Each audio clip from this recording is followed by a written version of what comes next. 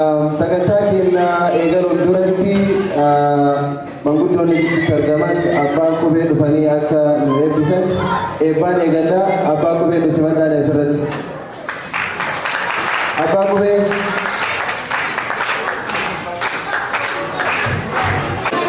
Jaalaluma rabbii walitti jaalala rabbii tanata dhiigummaa ta walirraa dhalanneen tana rabbi gadi nu haa dhaabu.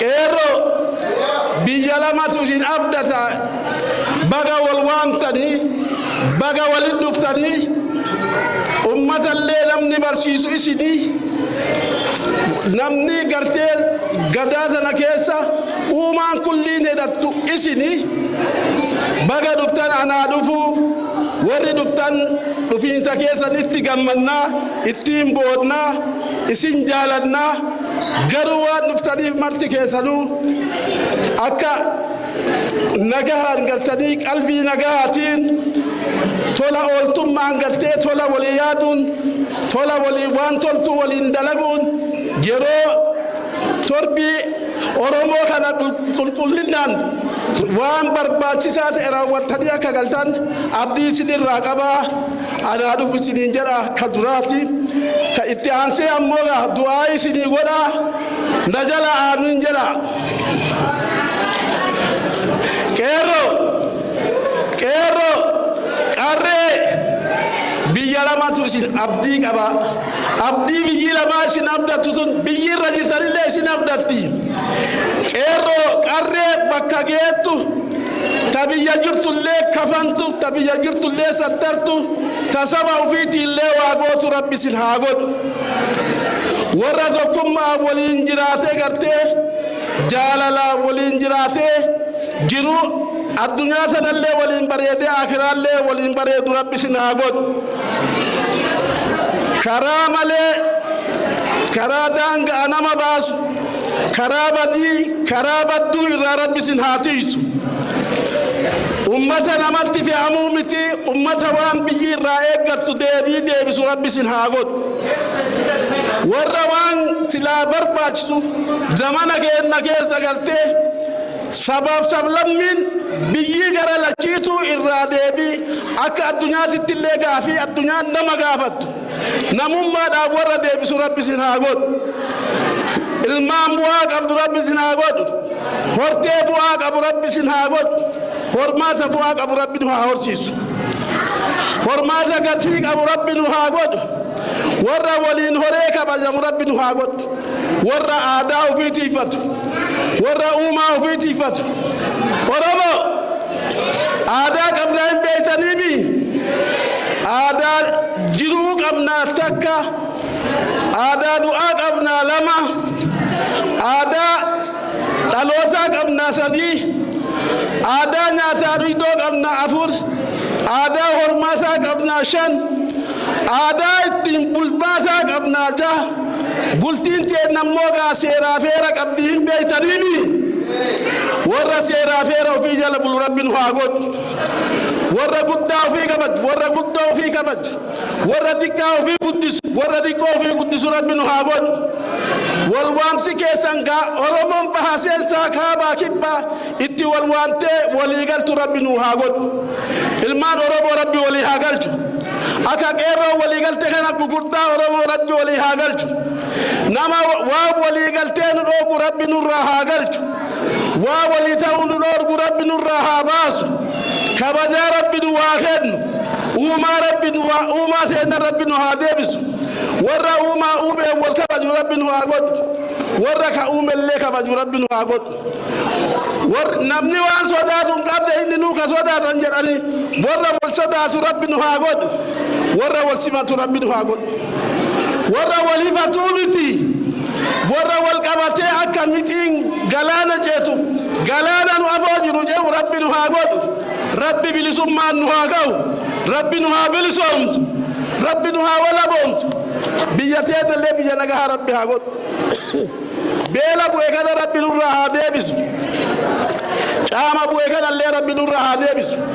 Warra walii birmatu rabbi nu haa godhu.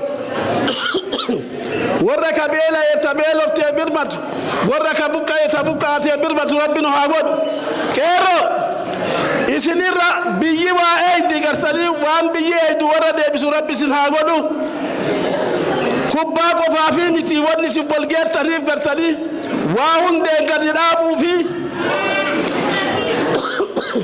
aadaa teenya wal barsiisuu fi waan nu qabnu qabeenya nu qabnu akka oromootitti gartanii wal barsiisuu waan ta'eef qalbiidhaan namuu walirraa fudhatee onnee gammachuutiin akka wal biraa gallu warra kabajaan waan jalqabe kana xumuratu rabbi nu haa godhu umrii keessa rabbi haa tursiisu wanni isin jala qabdan gartanii bakka mara haa dhaqqabdu isiniin jedha.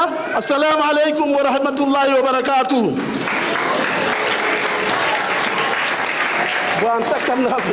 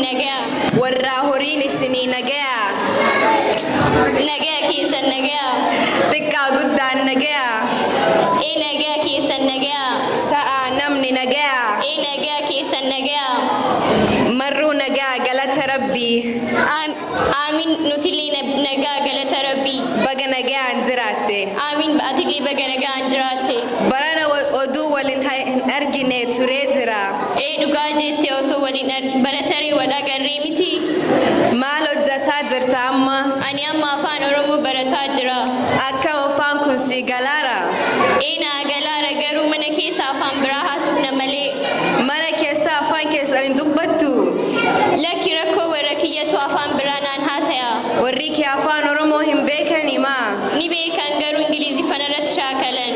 yoo isaan ingiliffa sitti dubbatan jalaa jaddisi dhugaa jetti jaddisee ilaalame isa Kan booda ofiinuu afaan keetiin si dubbatanii. dhugaa jette kanaan booda akkas godha. Ani warra kiyya biratti afaan Oromoo malee hin dubbadhu.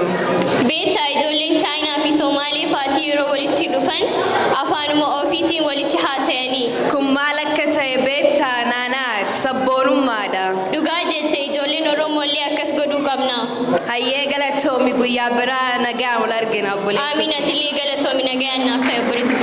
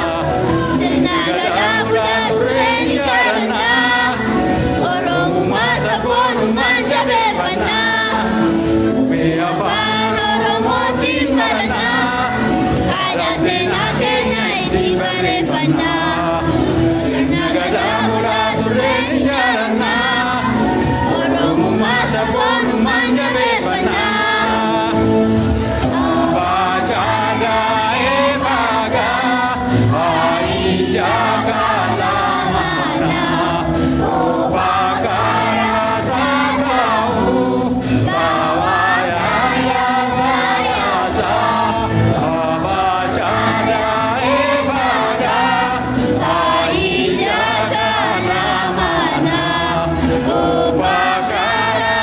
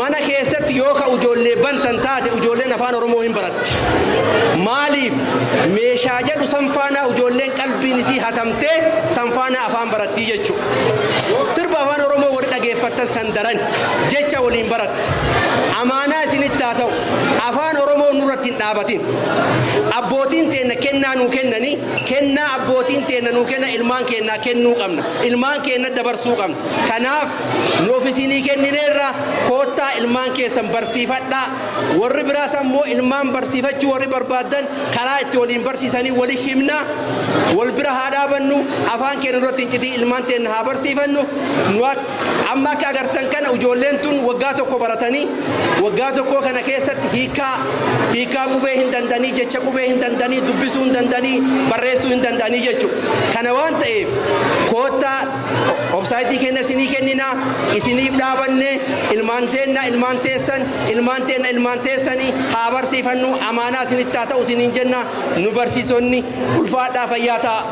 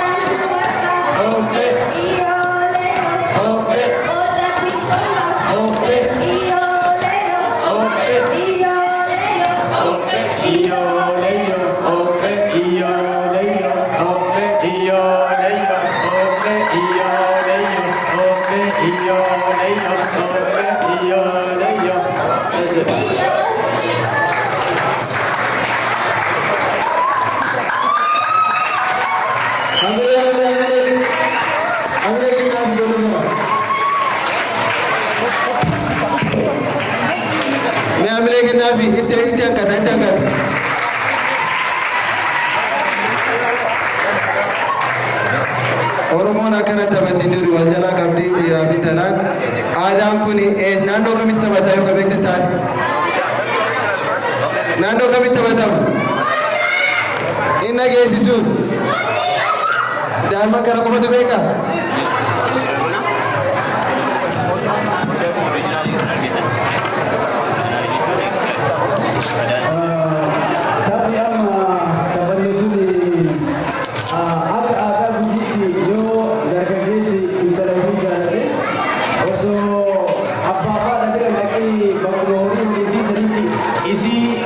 hiriyoota isaa waliin walaloon sossobee isii harka galfatee osoo hin butin aadaan seeraan akkasitti addaaroon hooyyoo jedhee faarsee shelatee yoo isiin jaalatte yoo jaalatin ammoo ittuma deddeebi'ee haga isiin hayyee si jaalatte jettee gaafa jaalatte ammoo kennaa wayii kennitiif si fudhadha jechuun isii ibsu jechuudha.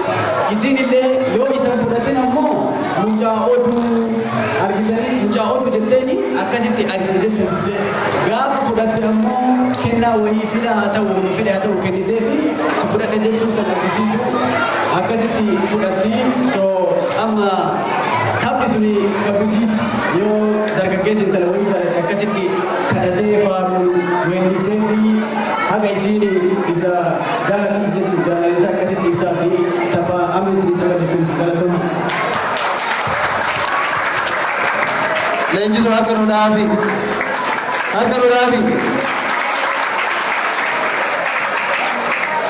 Itti aansuudhaan koominitii magaalaa Kalgaarii bakka boodee warroonni duukaa dhaabbatanii sagantaa bareedaa kana qopheessu nu gargaaran akka dhufanii laga itti gaafatan isaanillee ijaarsa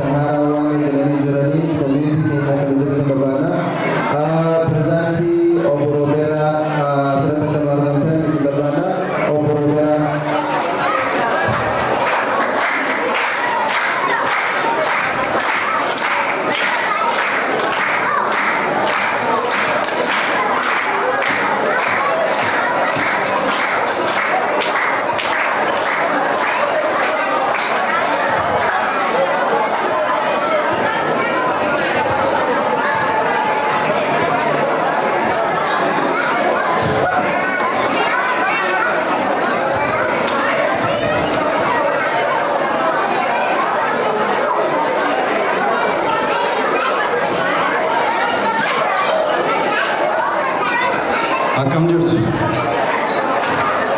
Nagaa jirtu? Jireenyi badhaadhaa? Alaamanni nagaa? Wallaggaan jiru. Alaamanni nagaa? Oromoon nagaa? Baga jiraattan mee harka ofiif rukutaa waliif baay'ee babbareedu. Warri wayyaa aadaa uffatanii dhuftan si'a tokko harka ofiif rukutaa. Warri uffatiin dhuftan immoo itti yaadaa jechuukooti. Guddaa galatoomaa sagantaa kanaa edda galgala walii wajjiniin jalqabne arrasitti fufee jira. Eddas walagarreerraa sagantaa baniinsa irratti haasaa goonee jirra.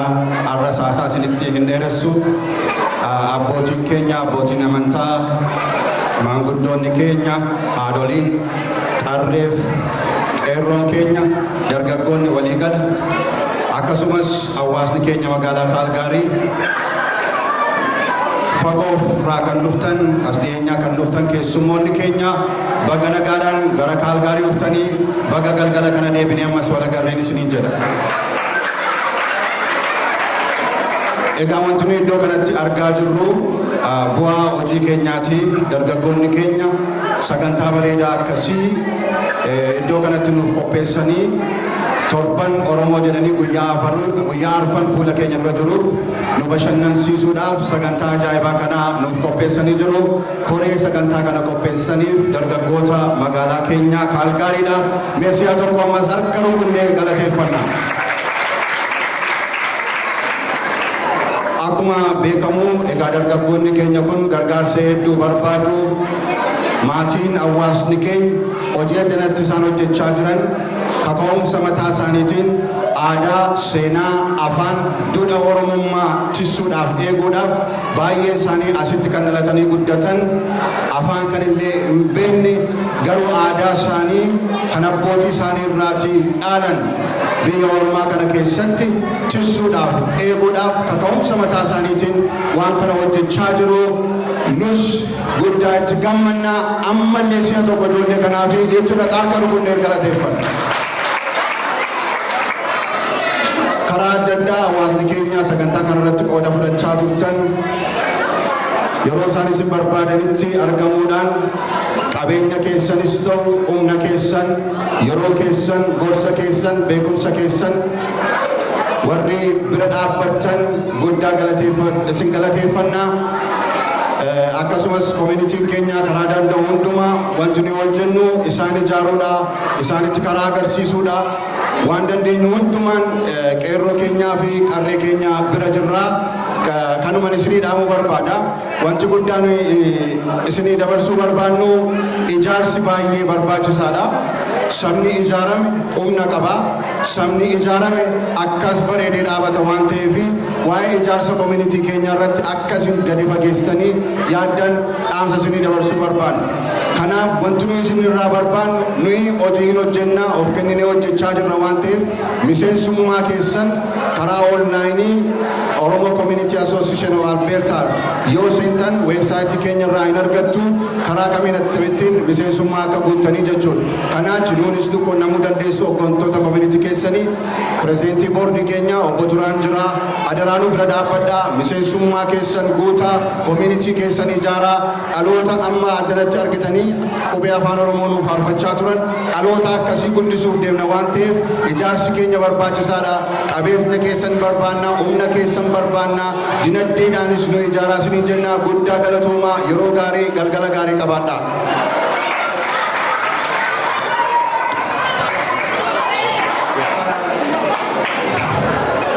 Jirtu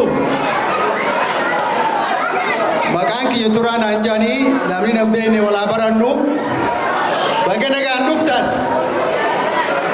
maali wanni akka malee namatti tolu isinumti keessanii wasi gal dhuftanii akkanatu waan kana qopheessu duraan dursee pirezidaantii keenya kana is a coolest guy harka kennaa amma kutakka yes very hard working nama hojjetu jabaadha harka kennaa fi nama hojiiti dhaamsuma inni reefu himeen irra deebuu barbaada maaliif dhaamsi yeroo tokko tokko yoo al tokko himte namaaf hedduu keessa keessee dhabu ni mala tokko yoo jabaat. Dargaggoon keenya ni jabaat. Akka muka hiddi jabaat. Baalli jabaataa firiinis bareeddi jechuudha. So akkasiin nu fudhadhaa laal. Koominitiin akkam hidda mukaati. Waan magaalaa kana keessa godhamu koominitiin jabaataanaan wanni martuu ni jabaata. Har'a silaa koominitiin keenya waggaatti 30 meeqa kaasisuuta caalaa jabaannee bakki nuti har'atti qophii kana godhannu addata waliigallee galatooma. So kanaafuu deemaa ijoollee manatti gisee galtan faamilii keessaniin koominitii keessa galmaawaa koominitii miseensa tahaa koominitii kana jabeessaa. Yoo koominitii hin jabeessine wanni nu goonu hedduu bu'aan fiduu. Kanaafuu galatoomaa asumatti isi dhaabaa gammadaa taphadhaa dhaamsa kanaan mana nuu galaa isin warri as jirtanis faamilii as jirtanis koominitii keessa galmaawaa isinitti dhiyeessinaa isinii himna akkatti galmootanii nu qarqaaraa koominitii kana jabeessaa waliin haa jennu galatoomaa.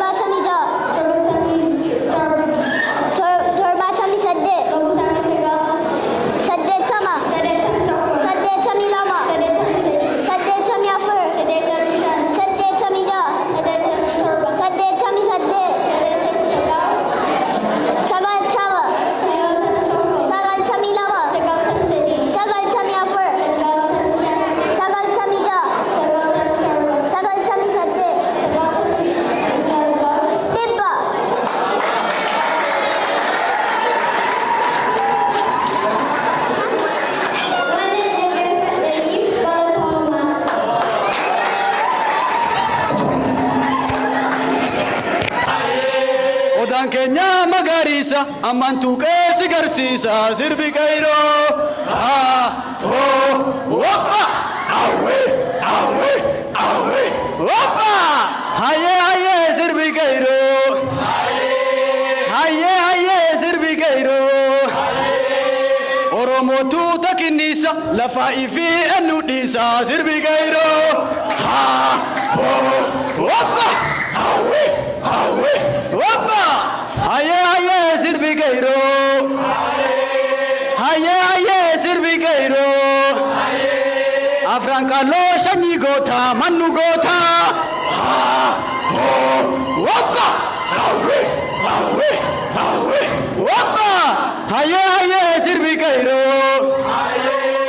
haye sirbi kairo haye sirbi kairo hodis haye sirbi kairo jarangada nanu gota manu gota opa awe thank you.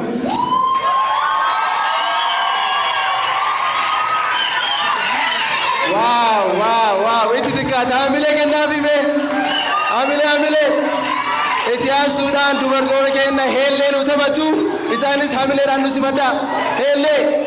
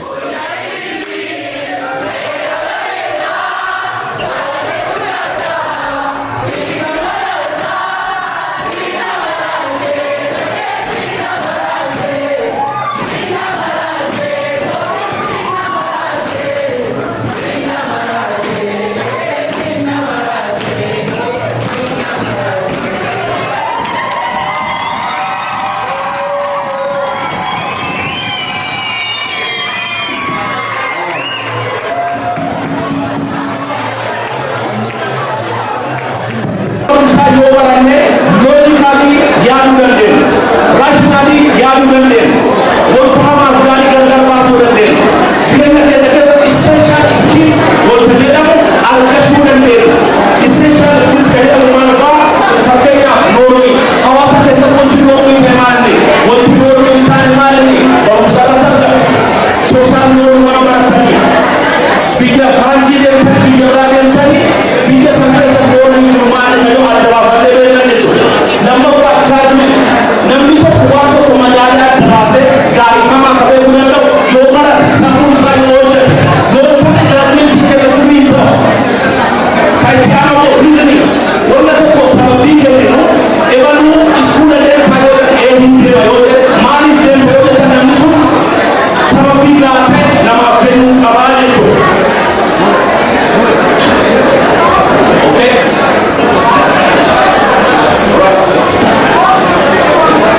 Ayyee bu'aan barumsaa maalini isa jedhu irra gabaabsee is communication skills. Namoonni biyya kana keessa jiraatan namoota wajjin wal quunnamuu, wal dubbisuu, waliin haasa'uu, hojiifis haa ta'u daldalaaf haala barbaachisaa akka ta'e beeku. So namni baratee communication skills isaa namoota wal quunnamuu baay'ee jabaata jechuudha. Dhageettiinis haa ta'u, barreessuunis haa ta'u, dubbachuunis haa ta'u, dubbisuuni akkaataa namoota wajjin quunnamu baay'ee cimaa waan ta'uuf barumsi communication skills namoota cimsaa barachuun barbaachisaa. Then you develop the critical thinking, creativity and time management. Namni baratee fi namni hin baranne waan tokko fakkeenyaaf haa jennu iddoo kanatti meeshaa waliin jala hammaati yoo jedhame namni barate akkii dubbisa hiikuu fi namni hin baranne akkii hiikuu garagara. So namni barate critical thinking godhuu danda'a, yaaduu danda'a. Waan tokko uumuu danda'a. Kanaaf barumsi baay'ee barbaachisaadha jechuudha. Inni biraa ammoo baay'ee barbaachisaa ta'e jireenya namaa keessatti everyday rakkoo qabna. Rakkinni everyday hin qunnama. Baadara keenya keessatti maatii keenya wajjin yeroo dabarsin, iskuula ijoollee waliin yeroo dabarsin, iddoo daldalaatiin biyya eeguudhaan namoota waliin kufuun irratti yeroo hundumaa rakkinni hin qunnamuu danda'a.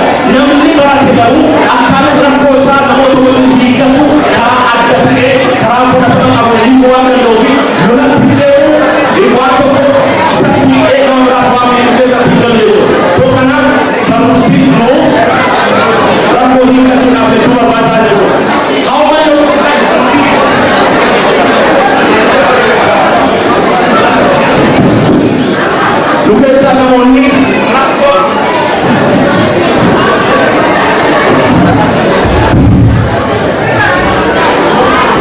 nu keessaa namoonni rakkoo hiduutu warri amantan harka keessa daasa.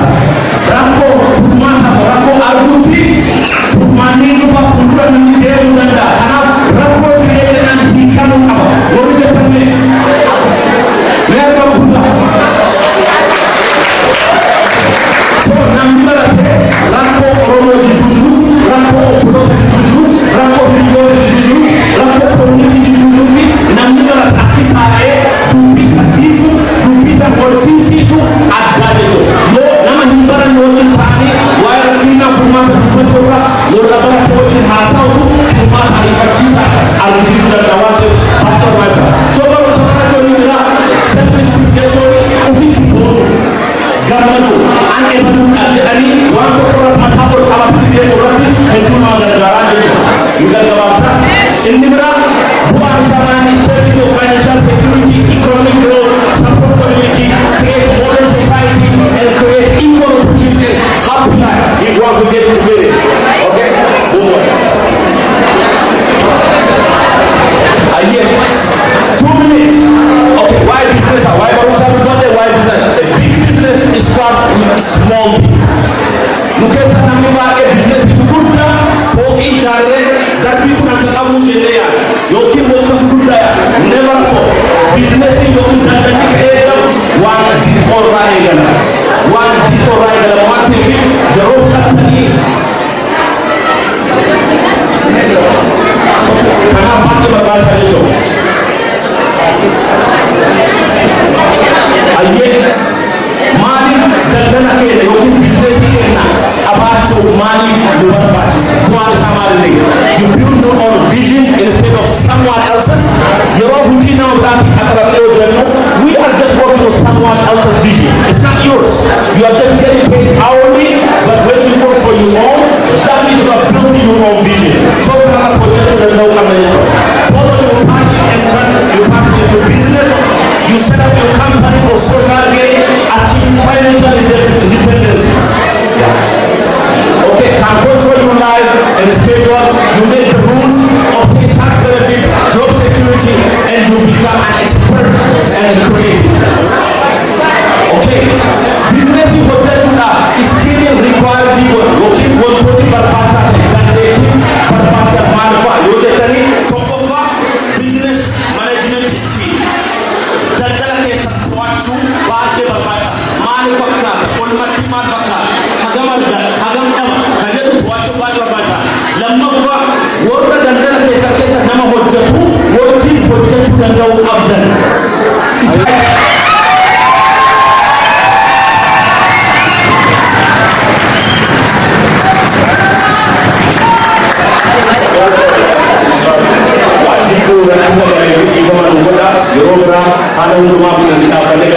If you guys want to start a business or you want to do something, by the way, just another business is coming, we are franchising a restaurant business, national business. So in the future, probably after a month, we'll get we might hire about 5 to 10 people for this one. Can have Rabbi Jannah, technical really happen to the even on the water. I'm